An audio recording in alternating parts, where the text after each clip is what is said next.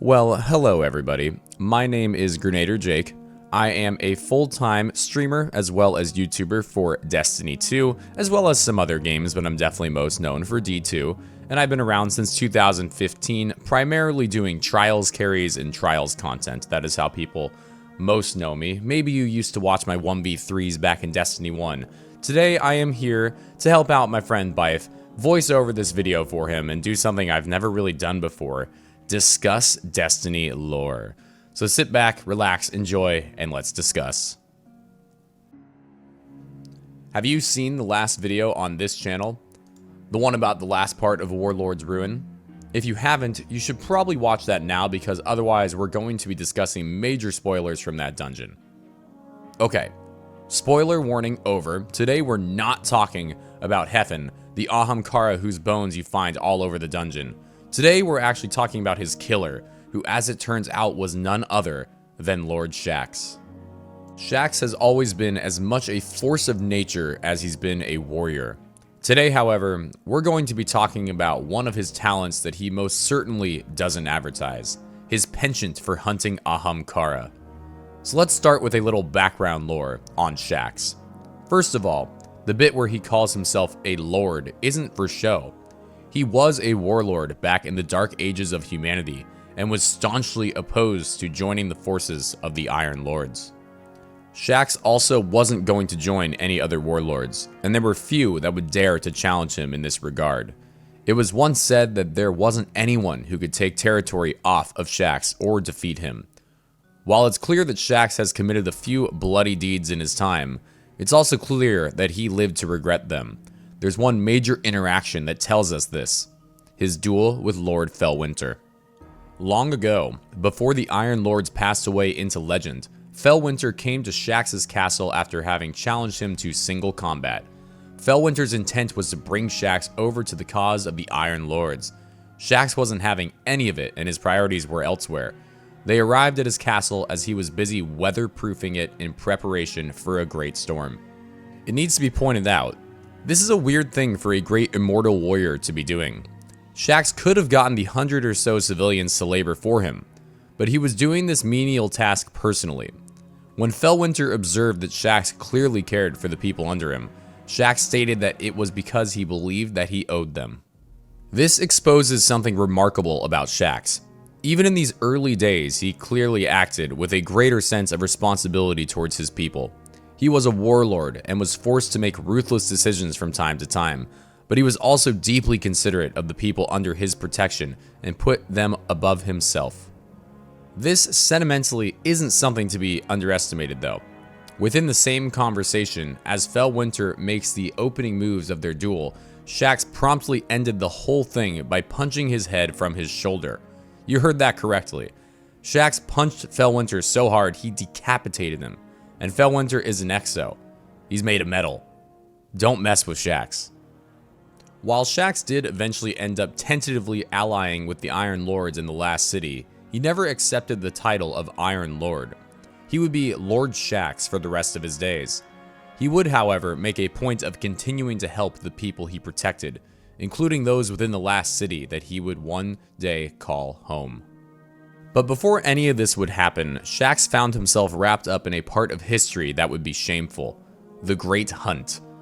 We know, thanks to the Warlord's Ruin, that one of Shaxx's victims in this great hunt for the Wish Dragons of Sol was Hefen.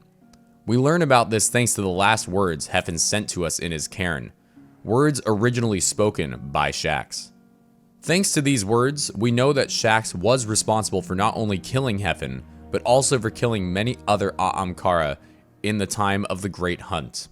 What he says about his unwillingness to take part in the hunt perhaps made him an unintentionally great weapon for the last city. While other guardians would fall prey to the wishes of the Ahamkara during the hunt, Lord Shaxx wasn't creating a reality he desired. There was no wish for the Ahamkara to exploit, and so Lord Shaxx appears to have been mostly unscathed. His mourning for the loss of such creatures is noted in the lore of the Great Hunt in further detail. His respect for the force of nature that the Wish Dragons represented can be seen in the hunter armor from the Last Wish raid. The armor reads as follows: Venus. A year into the Great Hunt. Eris and Zavala watched as Shaxx sat with the dying Ahamkara, a hand on its snout. "Is he gloating?" she asked. "I think he is too pragmatic to gloat," Zavala said. "Mourning, then?" "Perhaps." The Ahamkara twitched. Its eyes rolled up into its head. The biochemical glow just beneath its skin grew harsh. Zavala and Eris raised their hands against the increasing glare. Then, the corpse exploded. Dirt showered the Guardians like dusty rain on a clear day. Shaxx sat silently in the resulting crater, covered in a sheet of green fire. Zavala and Eris opened their mouths to speak, but Shaxx interrupted them. "Shh," he said, as the flame quietly roared. They could all hear a disembodied whisper, but they were used to that by now. While others were relieved and some celebrated, Shaxx would stand there and mourn for the Wish Dragons that had lost their lives to the power of the Guardians. But this isn't the only place where Shaxx chose to show his respect for the Ahamkara. You can see it on display in the tower at this very moment. It's long been known that Lord Shaxx has hung some trophies above his head in the tower. One such trophy was identified as the skull of an Ahamkara long ago, but we get some more confirmation of it this season thanks to the Wormguard armor. Listen to this. Arcite 99-40 holds the cable taut while Lord Shaxx fastens the final anchor with a few swings of a fiery hammer. When Shaxx gives the nod, Arcite tests the give, then releases the cable. They look up at the massive, tusked skull that now looms majestically over the Crucible staging area. The occasion has attracted a small crowd of observers, a mixed group of citizens and guardians who murmur among themselves or simply stare, be it in awe or disapproval. Shaxx ignores them, crossing his arms and gazing up at his trophy. The speaker would not approve of this, Arcite observes. Shaxx ignores this too. "This is a lesson, Arcite. I want these newbies to look at this and know that there's always something worse out there, something meaner and more powerful. Something like the Red Legion," Arcite supplies, "a foe to catch them all unawares. Temptation," Shaxx corrects, "self-destruction." Arcite looks up again at the skull and scans it for energy signals. "And it can be killed." Shaxx nods, satisfied. Something always remains, but it can be killed. Arcite picks up a faint whisper, an audio signal too faint and garbled to process into intelligible language. When he scans for it again, it's gone. Shaxx keeping that thing over his head is both a mark of respect and, as he stated to Arcite, a warning against temptation and self-destruction. However, we should always be aware.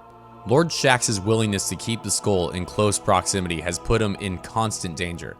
Strong-willed as Shaxx is, it's a highly concerning thing that he's been consistently next to a source of wish magic. Take a listen to what Eris and the Drifter discuss when they realize Shaxx has been humming Savathun's song. "Hey, Three Eyes. Shaxx says you sang him a little ditty." What? "Shaxx, Chunky Titan, One Horn. Did you sing him a song on the moon?" What a senseless question. "Yeah, I didn't think so." Stay off this channel. Should I need you, I'll call. Wait, I didn't hang up. does that oaf still keep that skull with him? In the tower? Yeah, hangs it over his spot. I wouldn't have tangled with that thing. Desperate times. This lil ditty, did it go?